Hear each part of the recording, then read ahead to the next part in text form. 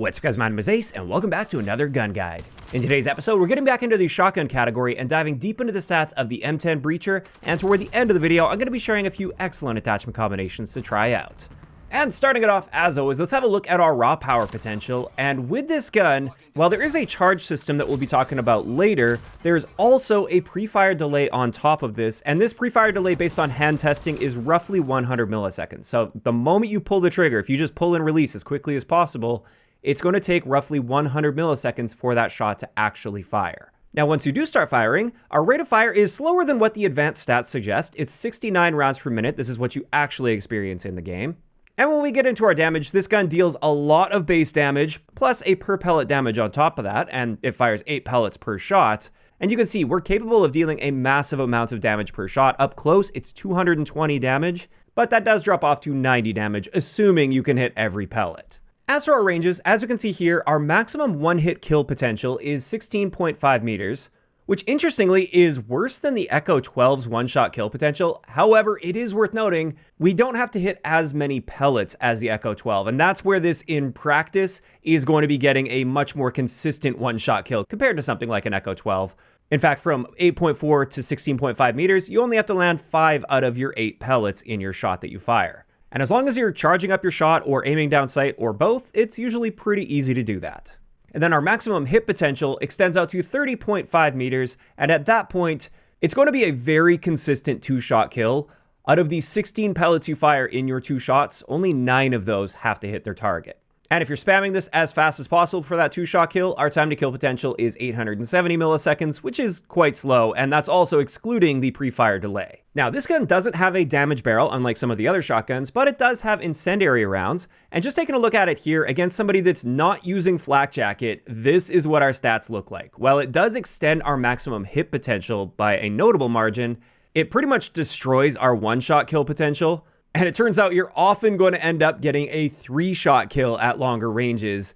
And as a result, I just don't recommend using Incendiary. Again, this is like best case scenario too when you're not running into a flak jacket user. It gets even worse if they're using flak jacket. Now after that, for a different graphic here, let's have a look at what slugs do to this gun. And with that, of course, instead of firing 8 pellets per shot, now you're firing 1 slug per shot. And that 1 slug is going to be accurate when aiming down sight. And as we can see here, from 0 to 2 meters, so basically point blank range, it's got a very forgiving 1-shot kill potential. Anywhere but the legs will be a 1-shot kill. But more often, you're going to end up in the 2 to 36 meter range, where you can still get a 1-shot kill to the upper torso, upper arms, neck, or head. So not too bad there. And then beyond that, you can still maintain a 1-shot headshot potential out to 61 meters. Overall, when it comes to slugs on this gun, while I wouldn't consider it to be like top tier amazing, like you're definitely going to dominate, as far as slugs go in this game on shotguns, this is a pretty good shotgun to be using slugs on. Now after that, let's talk about Hipfire, and we can't really do that without talking about the charge mechanic. That is kind of the unique gimmick with this shotgun. So with this, if you hold down the trigger, it will charge up the shotgun, and you can actually see the indicator on the gun itself, and you'll also see your Hipfire indicators shrink and get tighter together. And that's the benefit of charging the shotgun. It doesn't technically increase your range or your damage when you charge it up, but it does tighten up that spread, making it more likely you'll hit more pellets, and therefore it will increase your effectiveness at longer ranges.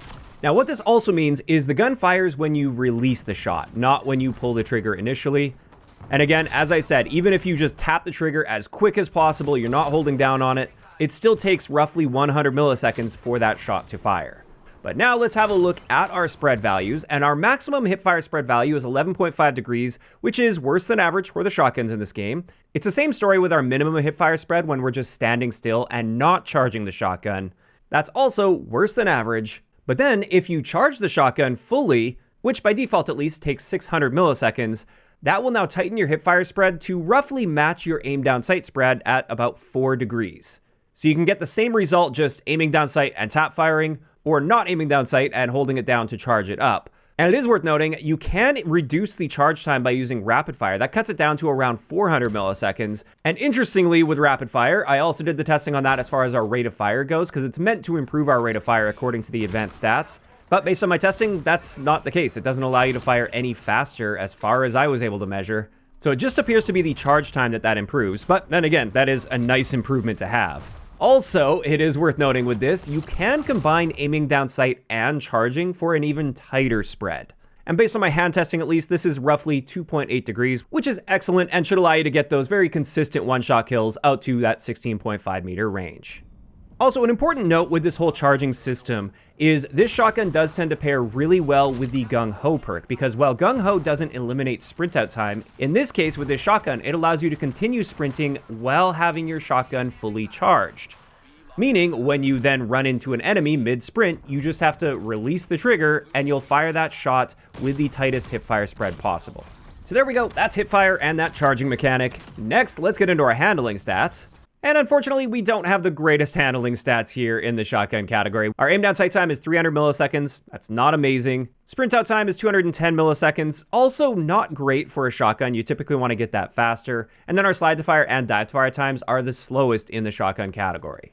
As for reloads, this does reload different from most of the other guns in the game. Instead of having a box magazine, we will be loading each shell individually. And the way this works is the first shell that you reload is going to take roughly 0.9 seconds, and then every additional shell after that takes roughly 0.8 seconds. And by default, we have a capacity of 8 shells. However, that can be extended with different barrel attachments because there's no magazine category here. And the way this works is with one exception, which we'll talk about in just a little bit. The longer barrels will tend to increase your capacity, whereas the shorter barrel, the Zephyr barrel, will reduce your capacity. However, none of them actually affect the reload timings themselves. Obviously, if there are more shells that you're going to be reloading, if you're reloading 12 shells instead of 8, sure, your overall reload time to go from empty to full is going to be longer, but the timing on a per shell basis, that's all the same regardless of the barrel. However, as I said, there's one exception, and that is the 15.5-inch light barrel. This one gives you a 6 shell capacity, and it converts it to using a box mag for a standard reload time of 2.3 seconds. And you could see that as an upside or a downside. Like, the downside is you can't pop 1 or 2 shells in really quickly, but the upside is you can reload 6 shells way faster than you can reload 6 shells with any of the other options. But then finally, for our base stats on this gun, let's have a look at our mobility values. And across the board, we're pretty much just average for a shotgun here. And that's not a bad thing. Shotguns tend to have pretty decent mobility in this game. You can get around just fine with it. And now that we have all of that covered, let's dive into the unique prestige attachment. And this is the MFS XK Light Stock. Now with this improves our spread when sprinting or in air. And that sprinting spread improvement can be helpful if you're pairing this with Gung Ho and sprinting with it fully charged. On top of that, it improves our spread while sliding and diving, and especially with sliding, that can definitely come into play depending on your playstyle. On top of that, it improves our sprint to fire, dive to fire, and slide to fire time, and it improves our sprinting and walking movement speeds. So definitely some decent benefits there when it comes to being aggressive and moving around. However, these unfortunately come at quite a big cost. And the first thing to point out is our charge time is increased with this, up to around 700 milliseconds based on my hand testing. So it slows the amount of time it takes to get that full charge. However, you can more than counteract that if using rapid fire combined with this. But that's not the worst part. The worst part is it harms our damage range quite considerably. As you can see here, our new maximum one-shot kill potential is just 12 meters, and our maximum hit potential is just 21 meters. That is a very big reduction that, in my eyes, totally invalidates the pros on this, because in my eyes, it doesn't really matter that you're getting a tighter spread when performing various actions if you're also very noticeably reducing your one-hit kill potential. I would rather have slightly wider spreads that are still tight enough to fully take advantage of that one-shot kill potential before putting this attachment on. And so as a result, I just don't recommend this attachment, and I never use it. And there we go. Now that we've got all of that out of the way, let's move into a few excellent attachment combinations to try out with the M10 Breacher. And the first one I wanted to share is my pure Hipfire build. And with this one, we're using the M10 CQB choke for tight hipfire spread. The 15.5-inch light barrel, that's going to give us the magazine reload, which is much nicer, as well as a faster sprint out time. Then we're using the collapsible stock, primarily also for sprint out reduction. We get a great sprint out time here at just 80 milliseconds, and it also improves our slide to fire and dive to fire time a little bit, so you can slide into gunfights in some situations. Then for our laser, we have the convergence box laser. That's also helping with our hipfire spreads. And then finally, we've got that pump guide rod for a faster charge time. And with this, you get a very nice and tight hipfire spread, especially once you charge it up. I would, of course, recommend pairing this with Gung Ho, and you can just run around fully charged and just release the moment you have that enemy centered on your screen. And it's a good way to use this gun for sure. Now, alternatively, I've also got a tack stance build for you, and I really like this in tack stance. And with this one, we're using the Breacher Precision Choke. And this one helps with aim down sight spread, which also helps with your tack stance aim down sight spread. We once again have that light barrel. I just really like the magazine reload plus the faster sprint out time. And again, we're combining that with the collapsible stock. Then, of course, for our laser, we are using the tactical laser, so we can use tac stands in the first place. And then we're once again topping it off with that pump guide rod for the faster charge time. This is also a very solid way to use this. That's a little more versatile than the previous build, since you can get that much tighter spread when in tac stance aim down sight. And in really close quarters, this hipfires just fine. Now, finally, I did want to share a slug build with this. Even though slugs aren't my preference, I still wanted to share one. And with this, we're using an elo sight just so I can line that shot up a little bit more precisely. We're using the standard suppressor since I don't want any of the downsides of the other suppressor, but it's nice to stay off the radar here. For our stock, we've got the M10 light grip. That one's going to be helping with aim down sight time primarily because that becomes quite important when using slugs.